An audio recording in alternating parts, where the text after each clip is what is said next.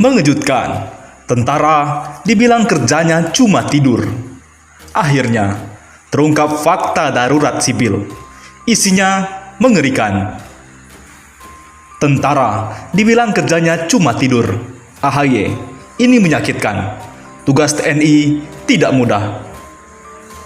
Ketua Umum Partai Demokrat, Agus Harimurti Yudhoyono, angkat bicara terkait klaim pengamat Sabang Merauke Circle atau SMC Dr. Syahganda Nainggolan yang menyebut bahwa tentara kerjanya tidur saja. Mantan anggota TNI itu menyesalkan pernyataan Syahganda. Menurutnya, klaim tentara kerjanya tidur saja tidak sepantasnya dilontarkan. Tanggapan tersebut disampaikan AHY di akun Twitter miliknya @AgusYudhoyono.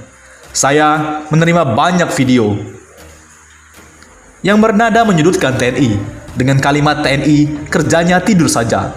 Saya nilai pernyataan itu tidak patut. Tweet AHY seperti dikutip suara.com Senin ini. Bahkan AHY menyebut Syahganda telah menyakiti perasaan seluruh anggota TNI. Tak sekedar bagi prajurit yang masih aktif, namun juga para purnawirawan dan keluarga besar TNI. Menyakitkan bukan hanya bagi TNI aktif, tapi juga bagi para purnawirawan, warakawuri, dan putra-putri prajurit serta keluarga besar TNI lainnya. Ia lantas memberi pesan kepada rekan-rekan prajurit TNI untuk tidak berkecil hati menanggapi pernyataan tersebut, sekaligus memberi semangat kepada mereka untuk tetap fokus mengabdi pada bangsa dan negara. Sebab AHY mengetahui persis perjuangan para TNI begitu berat, sehingga tak layak disebut tentara kerjanya tidur saja. Saya tahu persis, tugas tentara tidak mudah. Insya Allah, budi baik rekan-rekan akan dibahas Tuhan Yang Maha Esa, tulis AHY. Di akhir cuitannya, AHY pun menghimbau khayalak untuk saling bersinergi, bukannya malah menyudutkan. Terlebih, Indonesia kini tengah berada dalam situasi darurat akibat pandemi virus corona. Dalam situasi krisis seperti ini, mari kita berhenti saling menyalahkan dan menyudutkan satu sama lain.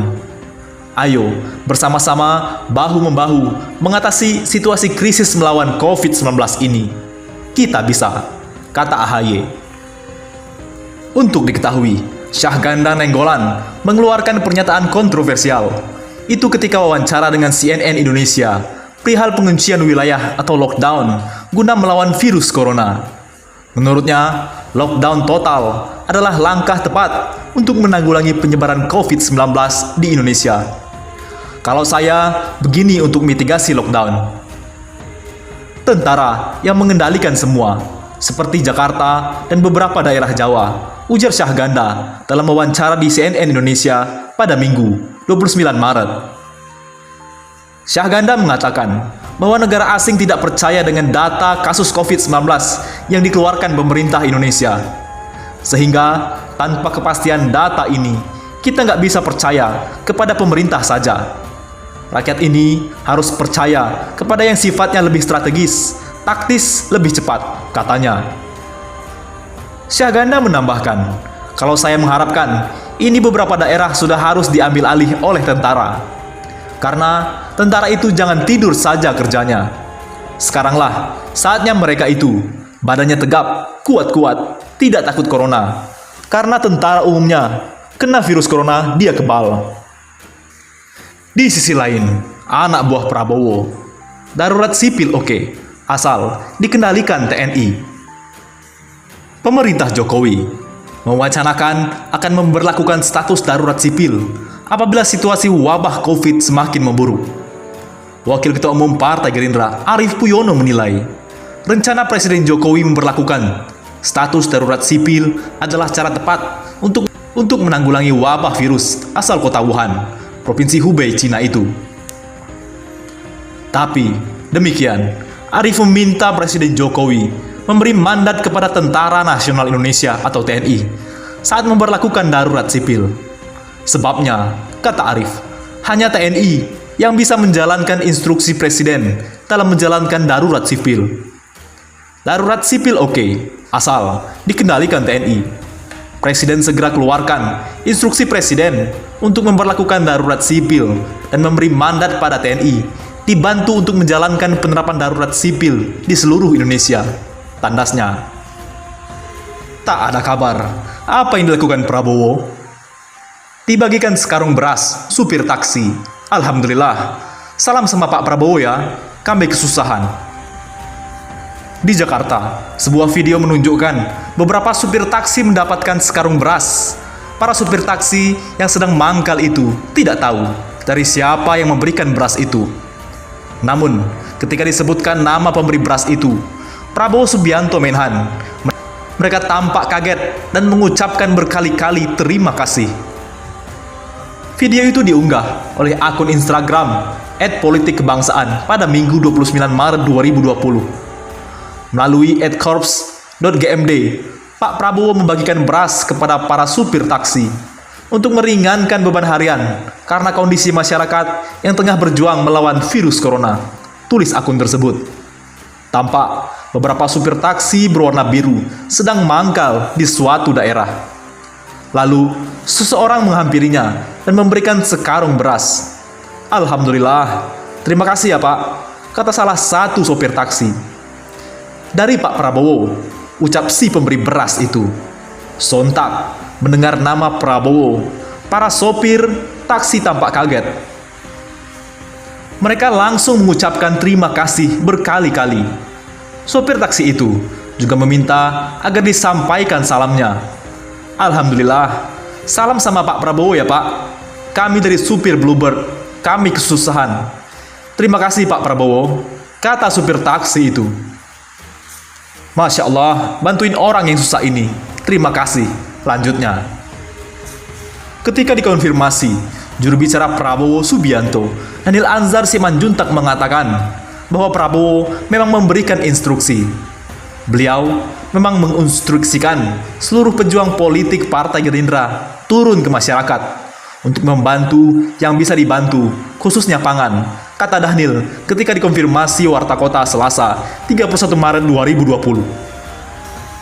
Pasalnya, saat ini kondisi perekonomian cukup sulit, di mana semua lini terimbas akibat pandemi COVID-19 ini. Karena situasi sulit, seperti saat ini, pasti kegiatan ekonomi masyarakat turun. Maka, beliau memutuskan agar semua kader bisa ikut bergotong royong membantu. Jelasnya, bantuan yang diberikan itu, menurut Dhanil, berupa sembako. Sasarannya antara lain supir taksi, driver Gojek, buruh jalanan, pedagang jalanan, dan lainnya.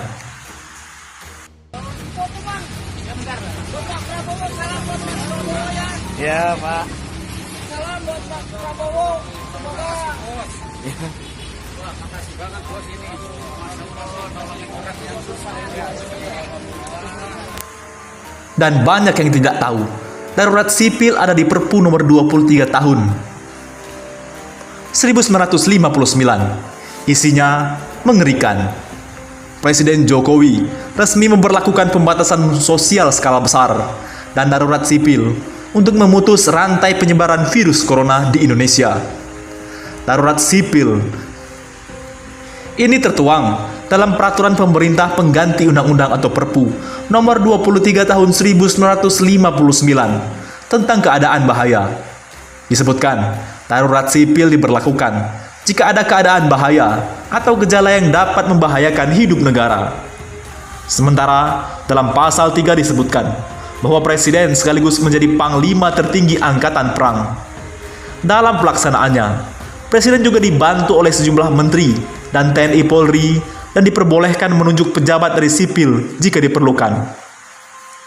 Pada pasal 14 disebutkan bahwa penguasa darurat sipil berhak melakukan segala hal yang diberlakukan,